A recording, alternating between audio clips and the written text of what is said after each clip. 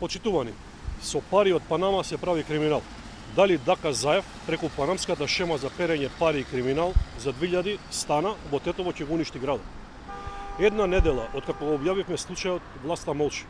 Сделката за која слушнавме пред изборите дека е средена со подкуп од 300.000 евра и 2000 квадрати простор, плюс уште 4 милиони евра откако ќе се заврши работата, власта ја заврши на само еден ден по формирањето на владата.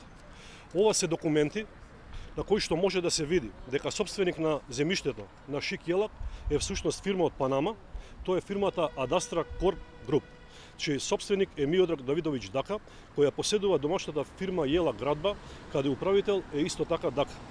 Се поставува прашањето, зошто зад фирмата Јелак Градба стои фирма од Панама која е офшор држава и каде постојат сомнежи дека завршува капитал од перење на пари и други казневи дела.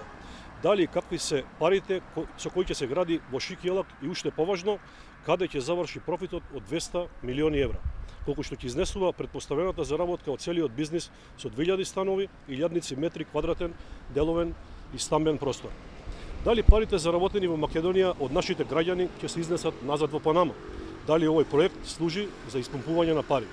И на крај, дали парите за кои слушнавме од снимката која ја објавија медиумите, а Дака му ги ветува на кичеец откако ќе се заврши работата, завршиле кај Зоран Заев или друг представник од власта.